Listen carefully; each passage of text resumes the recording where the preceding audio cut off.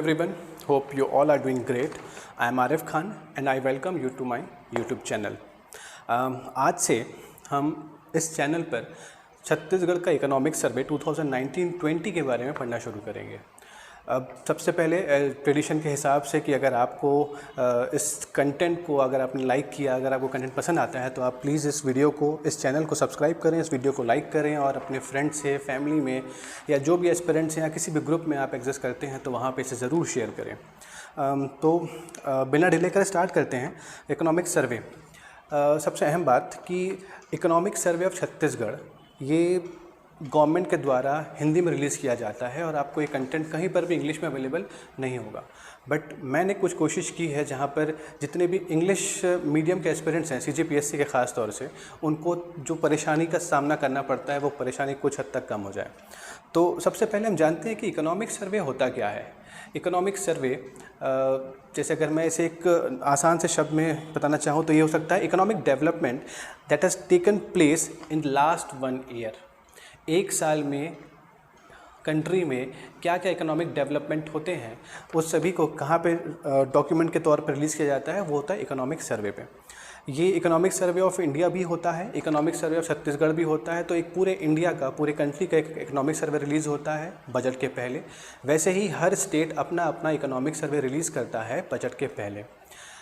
जैसा कि आप अगर कंपेयर करना चाहें तो बजट और इकोनॉमिक सर्वे में क्या डिफरेंस है, तो यूँ देखें कि बजट जो इस साल 2020 में रिलीज़ हुआ था वो बजट था बजट 2020 और 2021।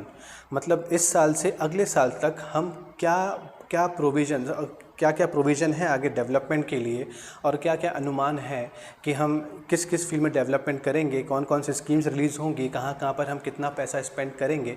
तो ये सब चीज़ें आती हैं बजट पे। और बात जब करें इकोनॉमिक सर्वे की तो वो इकोनॉमिक सर्वे जो 2020 में रिलीज़ हुआ है वो इकोनॉमिक सर्वे है 2019-20। जी हाँ, 2019-20 का जो इकोनॉमिक सर्वे है उसमें जो पिछले साल के बजट में जितने भी खर्च हुए हैं और जो डेवलपमेंट हुआ है उस सब का डिटेल कहाँ पर है, इकोनॉमिक सर्वे ऑफ छत्तीसगढ़ 2019-20 में। अब दूसरी सबसे अहम बात कि economic survey of Chhattisgarh release करता कौन है, ये इशू करता कौन है, तो ये अथॉरिटी है कौन। तो इस अथॉरिटी का नाम है directorate of economic and statistics department Chhattisgarh. तो ये एक सर्वे है जो रिलीज़ करता है directorate of economic and statistics department और हर साल ये रिलीज़ होता है। तो ये बात हुई कुछ बेसिक्स इकोनॉमिक सर्वे के बारे में। टोटल इस इकोनॉमिक सर्वे 2019-20 में 16 चैप्टर्स हैं और हम हर एक चैप्टर को एक वीडियो पे यहाँ पर पढ़ेंगे।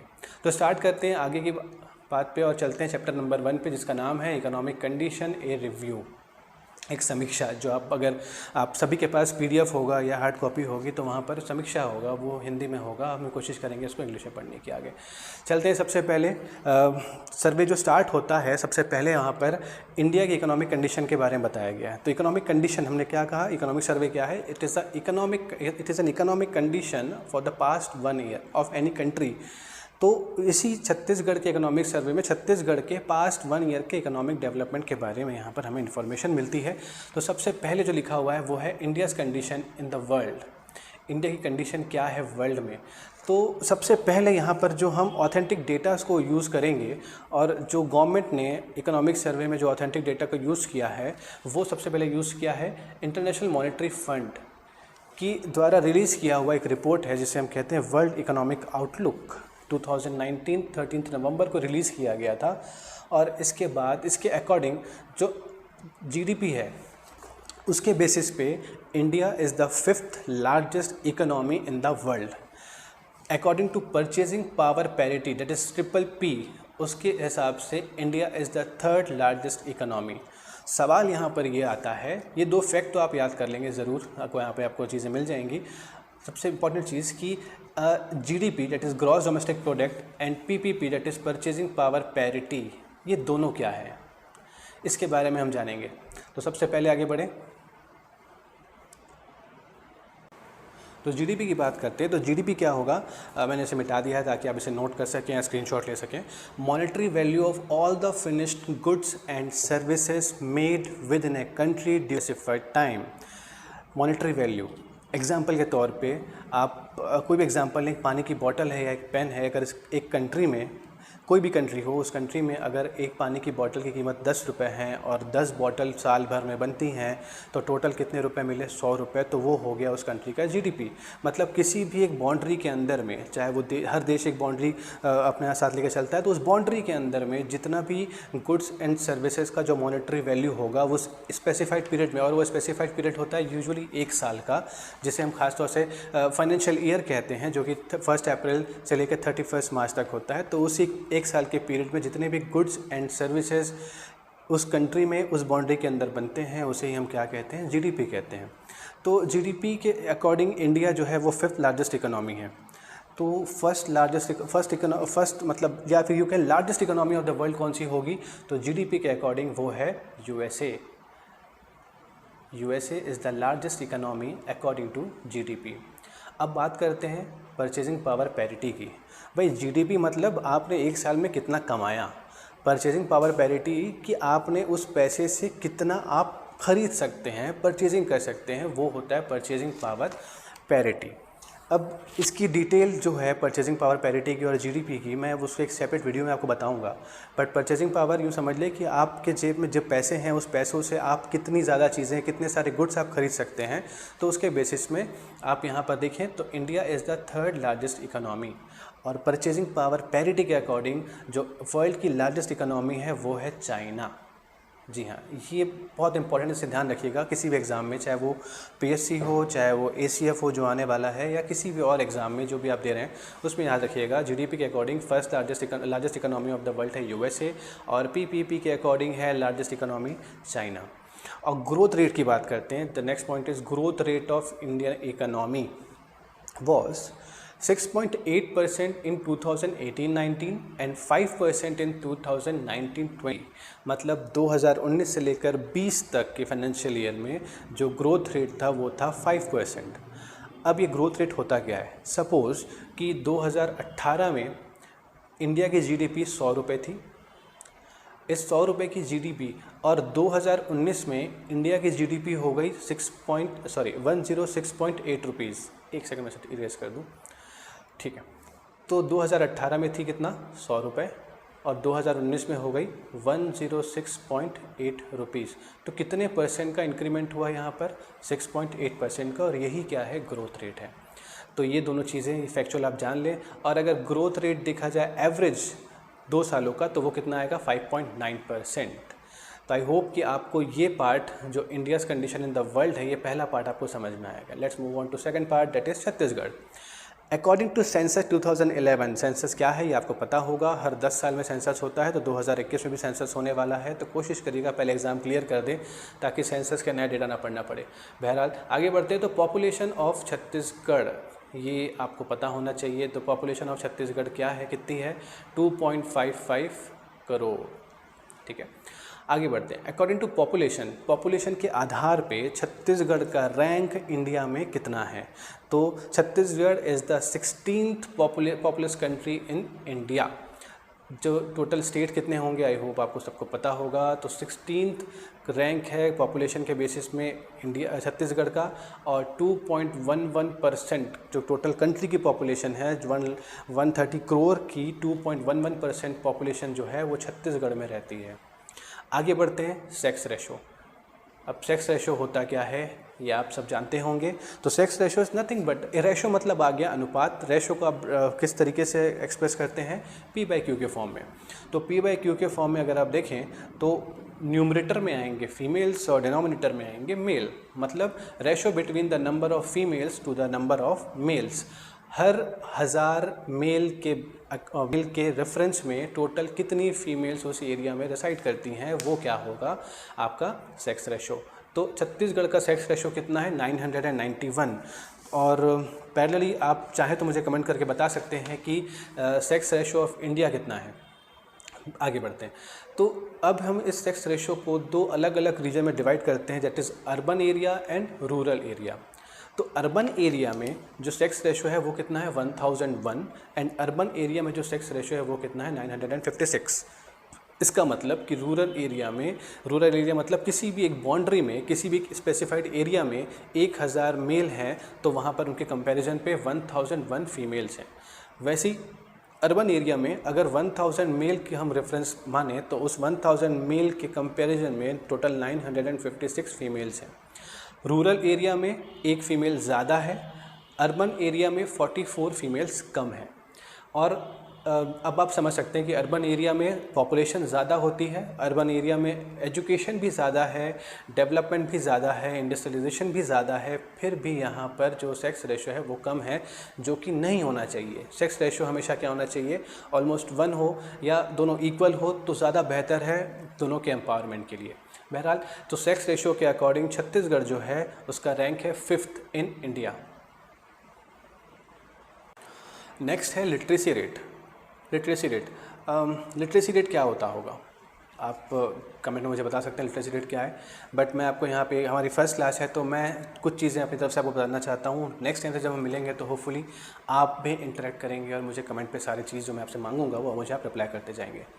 अब अगर हम देखें लिटरेसी रेट के बारे में तो लिटरेसी रेट क्या होता है। लिटरेसी रेट होता है कि किसी भी पर्टिकुलर एरिया पे, स्पेसिफाइड एरिया पे पर्टिकुलर टाइम में जो टोटल परसेंट ऑफ पॉपुलेशन है 7 साल से ज़्यादा उम्र की, उनमें लिखना, पढ़ना और समझना आता हो। ब्रीफ अगर मैं आपको बताऊं तो total percentage of population of an area at a particular time aged 7 year और more who can read write with understanding.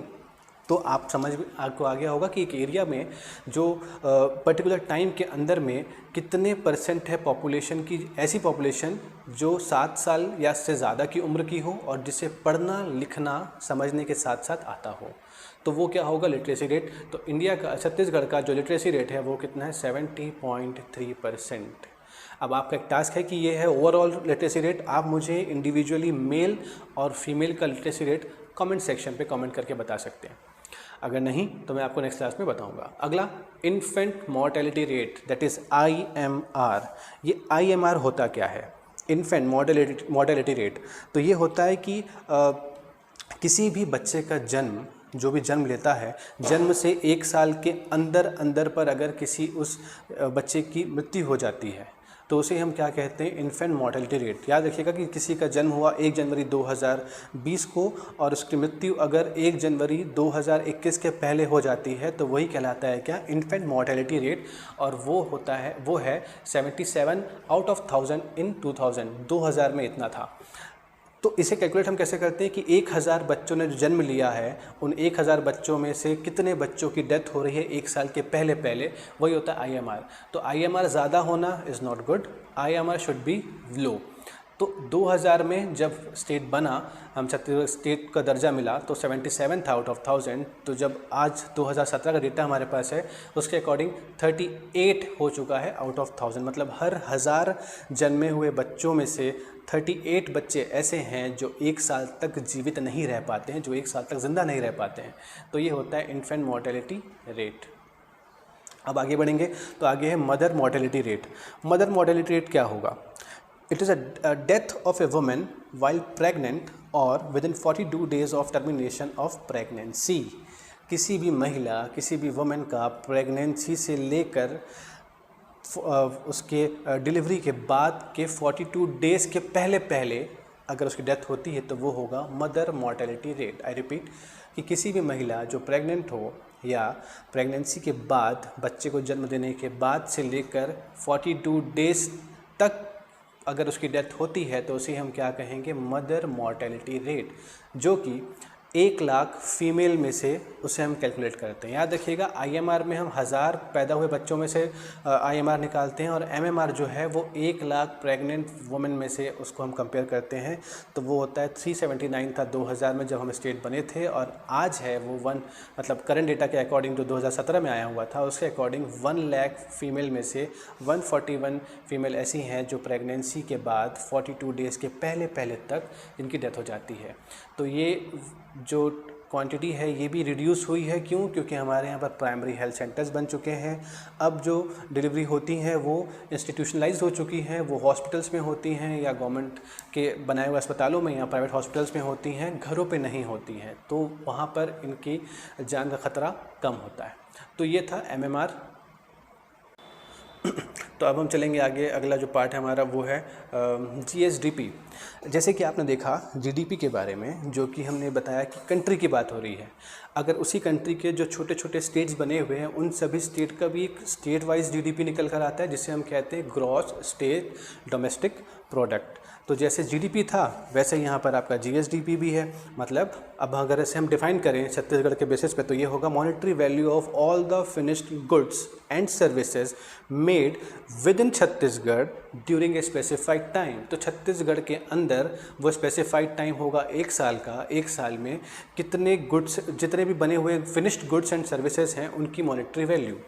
अब आप समझिएगा एग्जांपल के तौर पे, इसे हम डिटेल में आगे पढ़ेंगे अलग से जीडीपी के टॉपिक पे, लेकिन फिनिश्ड गुड्स क्या होते हैं। फ़र्ज़ करिए कि हमारे स्टेट में टाटा का एक प्रोडक्शन सेंटर है और वहाँ पर एक कार बन रही है। कार क्या होगा? फिनिश गुड होगा।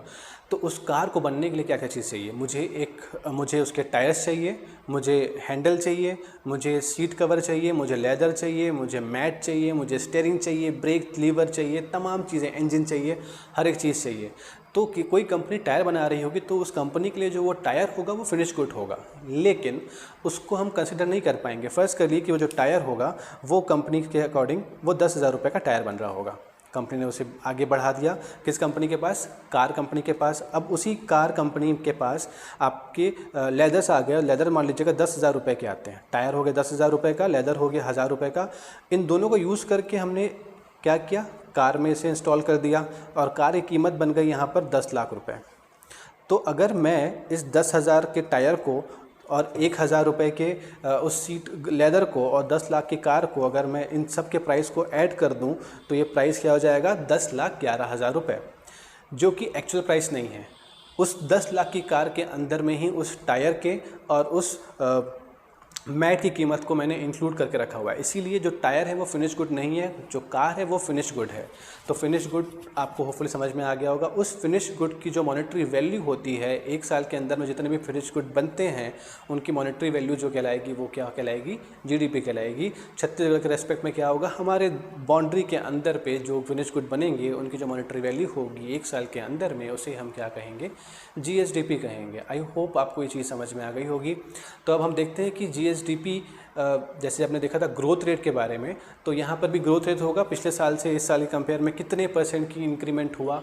तो 2012-13 से लेकर 2019-20 तक का डेटा आपके सामने यहाँ पर मौजूद है कि 2012-13 में 5%, 13-14 में 10%, 14-15 में 1.77%। हर साल ये ग्रोथ आपको यहाँ पे दिखती जा रही है, कहीं कम ज़्यादा। तो आपसे पूछा जाएगा क्या 2012-13 से लेकर 2019-20 तक क्या छत्तीसगढ़ के जीडीपी का ग्रोथ रेट क्या था? इंक्रीजिंग वे पे था या डिक्रीजिंग में था या अप एंड डाउन था? तो आप देखेंगे पहले 5%, 10% बढ़ गया, फिर 7.7% डाउन हो गया, फिर उससे बढ़ा 2.69, फिर 7.95, फिर कम होकर 4.83, फिर बढ़कर 7.06, फिर कम होकर 5.32। तो ये फ्लक्चुएटिंग है, ये ऊपर नीचे होते जा रहा है, ये इंटैक्ट नहीं है, या केप्ट ऑन इंक्रीजिंग और केप्ट ऑन डिक्रीजिंग नहीं है। ठीक है, तो यहाँ पर आप दोनों में क्या बोलेंगे? ये क्या है? ये मिक्स्ड है, अप एंड डाउन दोनों तरफ से चला हुआ है। अब अगर मैं 2012-13 से लेकर 2019-20 तक का average growth rate of GSDP देखूं तो वो कितना आएगा? 5.58%। Very very very important. तो ये दो डेटा आपके लिए बहुत इंपॉर्टेंट है कि 2019-20 में छत्तीसगढ़ का जीडीपी का ग्रोथ रेट कितना था? 5.32%, और एवरेज ग्रोथ रेट 2012 से लेकर 2019-20 तक कितना था? 5.58%। आई होप आपको समझ में आ गया होगा। अब चलते हैं अगले पार्ट पे। अगला पार्ट हमारे लिए क्या वेट कर रहा है? Contribution of different sectors. Contribution of different sectors, ये क्या होता है जी? देखिए, जीडीपी जो होती है वो 3 सेक्टर्स पे डिपेंड करती है: primary sector, secondary sector and tertiary sector. Primary, secondary and tertiary. I hope आपको पता होगा प्राइमरी सेक्टर में क्या चीज़ें आती हैं। एग्रीकल्चर और उससे रिलेटेड जो पार्ट होगा वो प्राइमरी में आएगा। इंडस्ट्रियल सेक्टर जो होता है वो सेकेंडरी में आता है। And last but not the least service sector जो होता है वो टर्शरी सेक्टर है। तो जीडीपी जो डिपेंड करती है वो इसी पे करती है। जैसा हमारा डेफिनेशन था कि monetary value of all the finished goods and services. Goods आपको यहाँ से मिल जा रहे हैं, सर्विसेज आपको यहाँ से मिल जा रही हैं, इन्हीं का सम अप क्या हो जाता है? जीडीपी हो जाता है। आई होप क्लियर होगा। तो अब डिफरेंट सेक्टर्स का कंट्रीब्यूशन छत्तीसगढ़ के जीडीपी में कितना था, तो वो जो था वो यहाँ पे मैंने एरिया वाइज लिखा हुआ है, जैसा कि डेटा हमें सर्वे से मिल रहा है। एग्रीकल्चर सेक्टर का कंट्रीब्यूशन कितना है 16.81%, इंडस्ट्रियल सेक्टर का कंट्रीब्यूशन 46.19%, सर्विस सेक्टर का कंट्रीब्यूशन 37%। ये कंट्रीब्यूशन है इन अलग अलग सेक्टर्स का हमारे जीडीपी में। अगर मैं इसे एक पाई चार्ट के तौर पे बना दूं तो ये किस तरीके से होगा, 16.18 ये हो जाएगा आपका एग्रीकल्चर का, 37% हो जाएगा आपका सर्विस सेक्टर का, और ये हो जाएगा आपका इंडस्ट्रियल सेक्टर का 46.19। यूँ कहें कि अगर आपकी जीडीपी स्टेट की 100 रुपये है तो 100 रुपये में से जो 16.81 रुपीज़ है वो कौन ने दिया, एग्रीकल्चर सेक्टर ने दिया। 46.19 किसने दिया, इंडस्ट्रियल ने दिया। 37 रुपीज़ कहाँ से मिले मुझे, सर्विस सेक्टर से मिले। तो आई होप ये क्लियर होगा कि कंट्रीब्यूशन किस तरीके से होगा, और ये आपके सामने हाजिर है। लेकिन आपको ये डेटा, आपको ये फिगर्स जो है वो आपको याद होना चाहिए कि एग्रीकल्चर कितना, इंडस्ट्रियल कितना और सर्विस कितना। तो आपको इंक्रीजिंग ऑर्डर में या डिक्रीजिंग ऑर्डर में पता होना चाहिए। तो इंक्रीजिंग ऑर्डर में देखें तो एग्रीकल्चर, फिर सर्विस सेक्टर और फिर इंडस्ट्रियल सेक्टर। ठीक है, तो ASI, ठीक। तो आप इसको जो भी शॉर्टकट बना के आप पढ़ना चाहें इसे आप पढ़ सकते हैं। चलते हैं आगे की तरफ, और वो है आपका एग्रीकल्चर सेक्टर। कि एग्रीकल्चर सेक्टर का कंट्रीब्यूशन किस हद तक देखेंगे, कि हम स्पेसिफिकली सेक्टर के बारे में बात करेंगे। एग्रीकल्चर सेक्टर का पिछले एक साल में ग्रोथ रेट कितना था, और वो यहाँ पर मिल रहा है 3.31%। मतलब 2018-19 में अगर एग्रीकल्चर से आपकी इनकम 100 रुपये हुई थी तो 2019-20 में एग्रीकल्चर सेक्टर की इनकम होगी 103.31 रुपीज़। तो ये क्या हो गया आपका 3.31% का इंक्रीमेंट लास्ट ईयर के कंपैरिजन में। आई होप ये आपको पार्ट लाइन क्लियर होगी। डेटा आपके लिए बहुत इंपॉर्टेंट है, फैक्ट आपको याद रखना है। Average growth rate from year 2012-13 to 2019-20, जैसा कि हमने कंबाइन ग्रोथ रेट देखा था यहाँ पे GSDP का, वो था 5.58%। वैसी स्पेसिफिकली सेक्टर की अगर हम बात करें तो एवरेज ग्रोथ रेट है एग्रीकल्चर सेक्टर का 4.99%। जैसे वहाँ पर 5.58 था। आई होप आपको ये समझ में आ रहा होगा। लोवेस्ट ग्रोथ रेट और हाईएस्ट ग्रोथ रेट, जितने भी डेटा वाइज जो चीज़ें आपको रिक्वायर्ड होंगी इस बार के मेंस में, CGPSC के मेंस में, और अगले 2020 में होने वाले CGPSC के प्री में जो डेटा की रिक्वायरमेंट होगी वो एग्जैक्टली डेटा आपके सामने यहाँ पे लिखा हुआ है। इसके ऊपर आपसे कुछ नहीं पूछा जाएगा। तो जो लोवेस्ट ग्रोथ रेट है वो कितनी है, -9.51। ध्यान रखिएगा ये -9.51% जो कब हुई थी 2017-18 में। एग्रीकल्चर की ग्रोथ रेट कम क्यों हो रही है, कारण क्या है कि agriculture of Chhattisgarh is solely depend on monsoon. ठीक है, हमारे इरिगेशन भी है, हमारे यहाँ पर पंप फैसिलिटी भी है, हमारे पास बहुत सारे ऑप्शंस भी हैं, but majorly the agriculture of Chhattisgarh is dependent on monsoon only. तो 2017-18 में हमारे यहाँ पे मानसून वीक था, जिसके कारण हमारे यहाँ पर इरिगेशन फैसिलिटी वीक हो गई, और एग्रीकल्चर का जो ग्रोथ रेट होगा वो भी क्या होगा, हैम्पर अप होगा, और 9.51 का ग्रोथ रेट था। मतलब कि 2016-17 में अगर एग्रीकल्चर का कॉन्ट्रीब्यूशन 100 रुपीज़ था तो 2017-18 में वो क्या हो जा रहा है, कम हो जा रहा है, और 90 रुपीज़ 49 पैसे हो जा रहा है। तो यहाँ पर ग्रोथ रेट रिड्यूस हो गई। हाईएस्ट ग्रोथ रेट किस साल हुआ होगा, जिस साल मानसून बहुत अच्छा हुआ होगा, और वो साल था 2016-17, और उस साल जो ग्रोथ रेट थी वो थी 21.28%। आप डिफरेंस देखिएगा लोएस्ट में और हाईएस्ट में। लोएस्ट में माइनस में था और हाईएस्ट में यहाँ पे कितना है 21.28%। ठीक है, तो इसके आगे बढ़ते हैं। आगे जो हमें मिलने वाला टॉप पार्ट है वो क्या होगा, इंडस्ट्रीज़। जी हाँ, इंडस्ट्रीज़ की जब हम बात करें तो इंडस्ट्री सेक्टर की भी इंडिविजुअली बात करें तो उसका जो ग्रोथ रेट है वो कितना था 2019-20 में 4.94%। 4.94%। जैसा आपने देखा कि अगर 2018-19 में अगर इंडस्ट्री सेक्टर का कंट्रीब्यूशन अगर 100 रुपये था तो 2019-20 में इंडस्ट्री सेक्टर कंट्रीब्यूशन कितना हो गया होगा 104.94 रुपीज़। तो ये है आपका ग्रोथ रेट। तो इसको आप आसान तरीके से समझिएगा, जैसे हम एप्टीट्यूड में परसेंटेज फाइंड करते हैं, बस ये उसी तरीके से आप काम करता है। अगला है average growth rate from the year 2012-13 to 2019-20 वो कितना था 5.42%। जैसा कि आपने देखा 5.58% कहाँ पर था, आपका ओवरऑल जीएसडीपी में ग्रोथ रेट था एवरेज 5.58। वैसे ही इंडस्ट्रियल सेक्टर में 2012 से 2019 का जो एवरेज ग्रोथ रेट है वो कितना है 5.42। अब यहाँ पर भी लोएस्ट और हाईएस्ट हम देख लेते हैं। एक्सट्रीम्स जो होते हैं वो आपके लिए बहुत इंपॉर्टेंट होते हैं और जो एक्सेप्शंस होते हैं वो खास तौर से इंपॉर्टेंट होते हैं। तो लोएस्ट ग्रोथ रेट कितना है -1.55% in the year 2014-15 and highest growth rate is in the year 2017-18 that is 7.52%। Government की अलग अलग पॉलिसीज़ होती हैं, उस पॉलिसी के तहत आपको अगर आपने बिज़नेस को ईजी किया इन द सेंस कि आपने नॉर्म्स को रिलैक्स कर दिया तो वहाँ पर जो इंडस्ट्रीज़ होती हैं वो ज़्यादा मूव करती हैं और ज़्यादा कंट्रीब्यूशन करती हैं। तो यहाँ पर देखिएगा कि जो ग्रोथ रेट है वो कितना हुआ यहाँ पर 7.52% कब 2017-18 में। क्यों? क्योंकि गवर्नमेंट ने कुछ पॉलिसी को ईज किया होगा 2014-15 के बाद से, चाहे वो मेक इन इंडिया के थ्रू हुआ होगा या फिर वन विंडो सिंगल विंडो से जो हुआ होगा। ये सारी चीज़ें जो ब्यूरोक्रेसी कम हुई होगी यहाँ पर करके, यहाँ पर ये जो लाल फीताशाही जो कम हुई होगी उसके चलते भी क्या हुआ होगा, इंडस्ट्रीज़ यहाँ पे ज़्यादा ओपन हुई होंगी और कंट्रीब्यूशन इंडस्ट्री का बढ़ गया होगा। हाईएस्ट ग्रोथ रेट वहाँ पर उस साल में दिखा होगा। अगला चलते हैं सर्विस सेक्टर, जो कि एक बहुत इंपॉर्टेंट सेक्टर है आपके इकोनॉमी पॉइंट ऑफ व्यू से। इसमें भी ग्रोथ रेट देखेंगे 2019-20 में तो कितना है 6.62%। अगर आप रिकॉल करना चाहें तो देखिए यहाँ पर 4.94% और यहाँ पर 3.31% था। तो उनके हिसाब से जो ग्रोथ रेट हुआ सर्विस सेक्टर का वो सबसे ज़्यादा हुआ।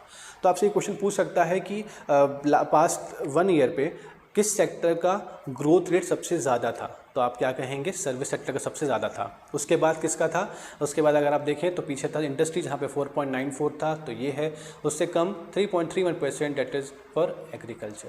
यहाँ पर भी आप देखें तो एवरेज जो ग्रोथ रेट था 2012 से 2019 का वो कितना है 6.62%। लोएस्ट ग्रोथ रेट 3.50% इन 2014-15। अब यहाँ पर भी एक एक्सेप्शन दिख रहा होगा, वो ये कि इंडस्ट्रीज़ में और एग्रीकल्चर में जो लोएस्ट ग्रोथ रेट थी वो माइनस में गई थी, लेकिन सर्विस सेक्टर का जो लोएस्ट ग्रोथ रेट है वो माइनस में नहीं गया है। तो ये ध्यान रखने की बात है। ईयर याद रखिएगा 2014-15। अब यहाँ पर हाईएस्ट ग्रोथ रेट की बात जब करेंगे तो 8.45% इन द ईयर 2017-18।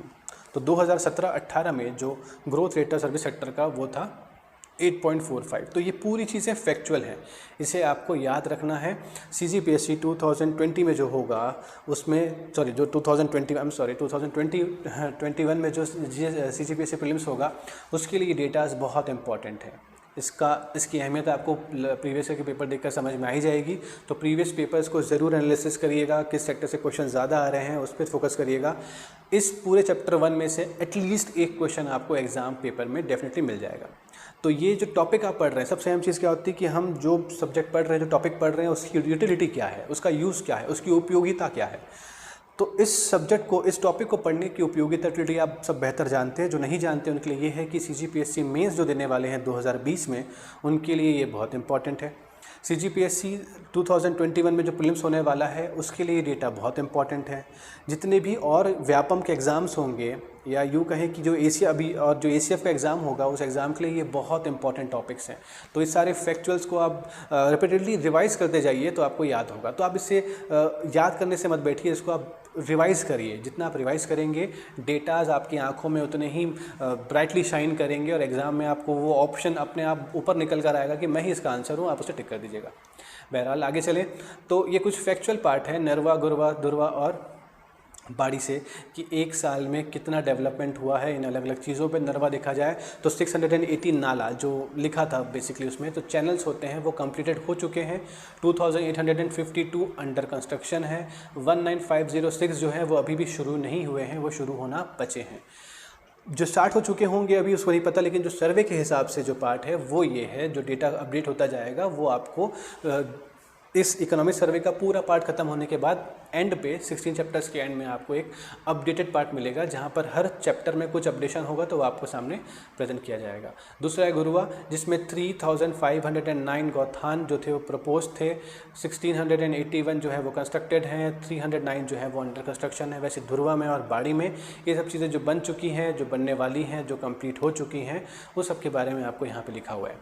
तो फ्रेंड्स ये था इकोनॉमिक सर्वे ऑफ छत्तीसगढ़ का चैप्टर नंबर 1 अगर आपको कोई डाउट हो तो बेशक आप कमेंट कर सकते हैं, आपके पास ऑप्शंस हैं, आपके पास अधिकार है बोलने का, पूछने का, समझने का।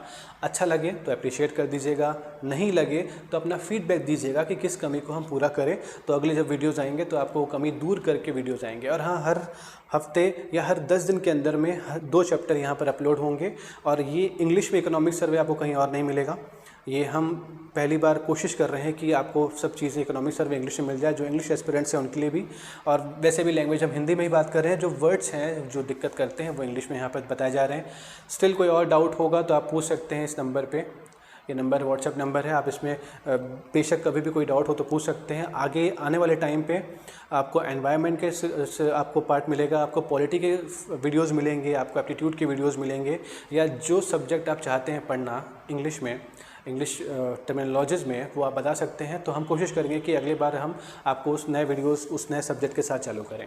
तो ट्रेडिशन के हिसाब से जो मैंने कहा था कि आपको अगर ये वीडियो पसंद आ रहा है तो आप प्लीज़ इसे फॉरवर्ड करें, शेयर करें, और आगे इसको लाइक करें या कमेंट करें, चैनल को सब्सक्राइब करें, ताकि वीडियोस जब भी आएँ तो आपको वो जो घंटे का बटन होता है वो दबा देंगे तो आपको नोटिफिकेशन भी आना चालू हो जाएंगे। और आप अप्रिशिएट कर सकते हैं, आप फीडबैक दे सकते हैं। आप negative feedback most welcome, positive feedback देना देखो दिक्कत नहीं है, लेकिन नेगेटिव फीडबैक ज़रूर दें कि अगर वो क्या पसंद नहीं आए, ताकि हम उस पर वर्क करें। तो thank you so much, bye bye, take care, study well.